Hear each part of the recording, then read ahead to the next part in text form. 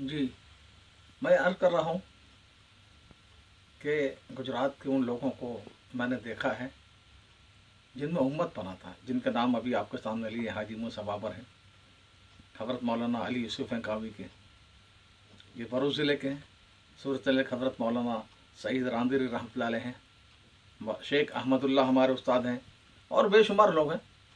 ان لوگوں میں نے دیکھا ہے کہ امت پنے کے ساتھ، اور جتنا دور علاقے کا آدمی ہو، جتنا اجنبی ہو، اس کو قریب لگانا، گلے سے لگانا۔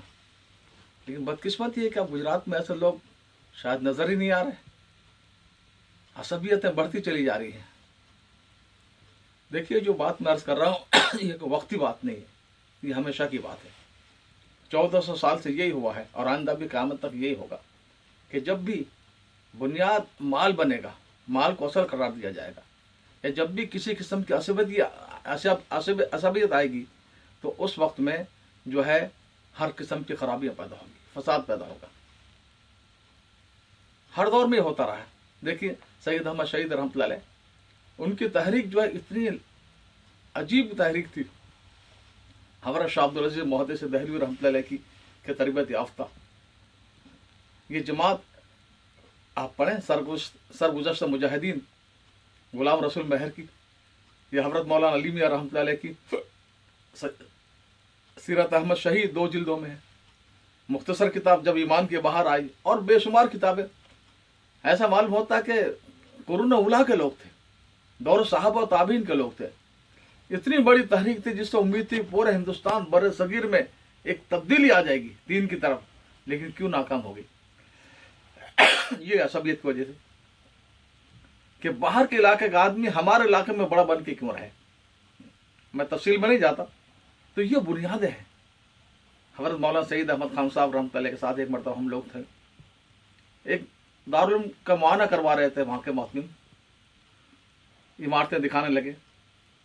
مولانا فرمایا کہ دیکھو، مجھے عمارت دیکھنے کو شوق نہیں ہے، تو مکہ بڑی بڑی سے شاندار عمارتیں بتاؤں گا، مجھے تو بتاؤ کہ طلبہ میں تقویٰ کتنا پیدا کیا تم لوگوں نے۔ یہ بتاؤ، ایک وقت کا کھانا نہیں ملے گا، کتنے طلبہ رہیں گے، کتنے بھاگ جائیں گے۔ صفات مولانا فرمایا کرتے تھے، مولانا سعید احمد خان رحمۃ اللہ علیہ، کہ ہماری بنیاد تقویٰ اور خدا کا تعلق ہے، توکل ہے، توکل اور خدا کا تعلق ہے، اور کفر کی بنیاد ملک اور مال ہے۔ آج دین کے جو ادارے ہیں وہ اکثر کفر کی بنیاد پر، ملک و مال کی بنیاد پر چل رہے ہیں۔ بنیاد دوسروں کی ہے تو آپ کا کیا ہے اس میں؟ جیسے میں آپ کی زمین میں اپنی عمارت کھڑی کر لوں، جب چاہیں آپ کہہ سکتے ہیں کہ مول صاحب اپنی عمارت اٹھا کر لے جاؤ، ہماری زمین خالی کرو۔ بنیاد ہماری اپنی بنیاد تھی، ہمارا قابرین کی بنیاد تھی۔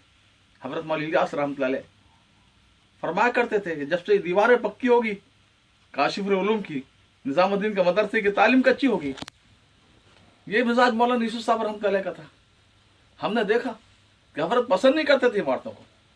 حضرت کو بیرونی سفر ہوتا، حج کے لیے جاتے یا پڑوسی ملکوں میں جاتے، تو وہاں کے احباب ضرورت تو تھی نا، جلدی جلدی ہاؤس پر سجا ڈال لیا، سیڑھی بنا لی، کمرہ اوپر بنا لیا، ضرورت تھی۔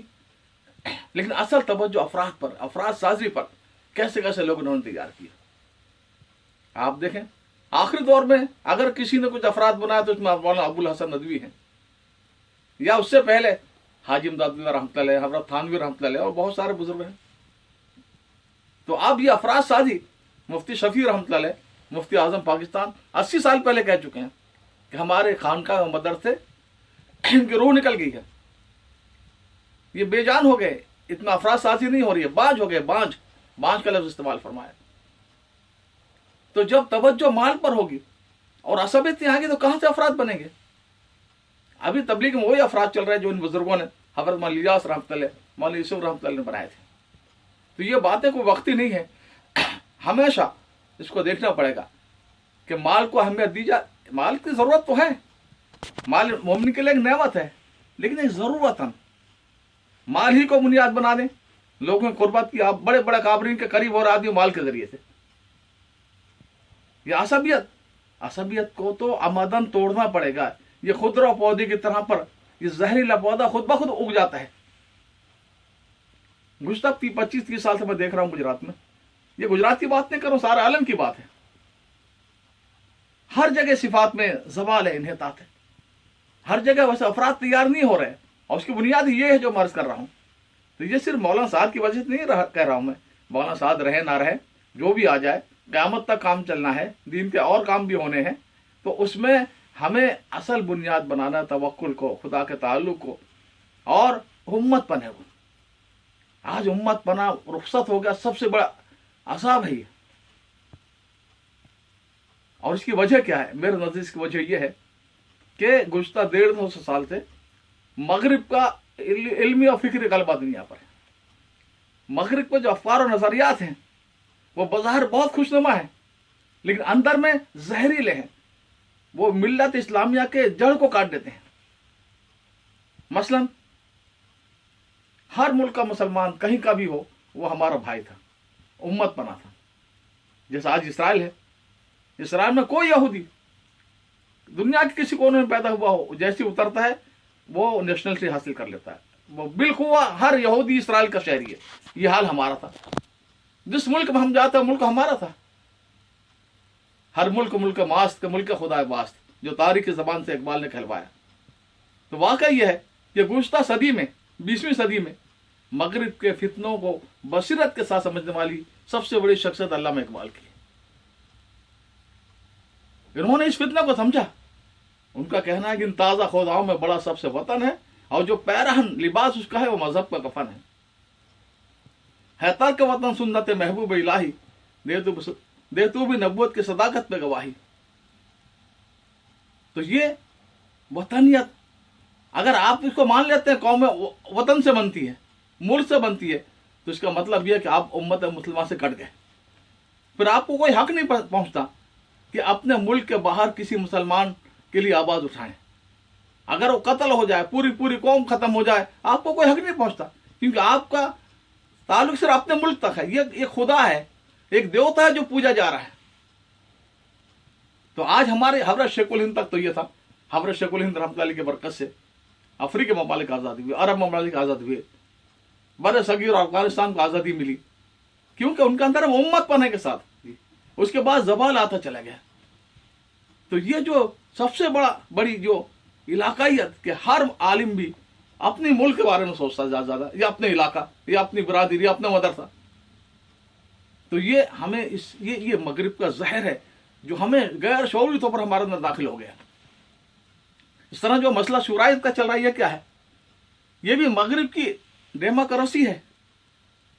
مغرب جو نظام دیا ہے، اجتماعی نظام، جمہوریت کے نام پر، وہ کیا ہے؟ انسانوں گنا کرتے ہیں. اقبال نے کہا نا، یہ بندوں گنا جاتا تولا نہیں کرتے، تعداد دیکھی جاتی ہے. اقبال نے بہت عجیب بات کہی. گریز از طرز جمہوری غلام پختہ کار شوق. یہ جمہوریت کی طرف سے بھاگ اور ایک پختہ کار سے رسول اللہ صلی اللہ علیہ وسلم کا غلام بن جا. کیا مغز 200 خر فکر انسانی نمی آیت. 200 گدھوں کے بھیجو اور دماغ سے ایک انسانی فکر نہیں نکل سکتی. اکثریت تو ہمیشہ کافروں کی رہی ہے، جاہلوں کی رہی ہے، ناشکروں کی رہی ہے، غلط لوگوں کی رہی ہے. اور یہ جو آج ہمارے برصغیر کے علماء کی اکثریت اس پر آ گئی کہ نہیں، سب سے اچھا نظام جمہوری ہے. کہاں سے جمہوری نظام ہے؟ یہ یہود کا، ان کی کوئی حیثیت نہیں تھی یورپ امریکہ میں، مغرب میں. ان کی حیثیت بنی اس جمہوریت کے راستے سے. یہ سب کے گردنوں پر سوار ہو گئے. یہ موقع نہیں بنا. تفصیلات میں اب یہ کتاب آئی ہے کہ دنیا کی معاشی تباہی ابھی 2 دن پہلے مجھ تک پہنچی ہے، اور قرآن کی روشنی میں اس کا حل، اس میں تفصیل سے میں نے اس بات پر لکھا ہے کہ یہ طرز ہی غلط ہے. شورا کے معنی کا زیادہ لوگ جو کہیں گے وہ ہے، یہ کبھی نہیں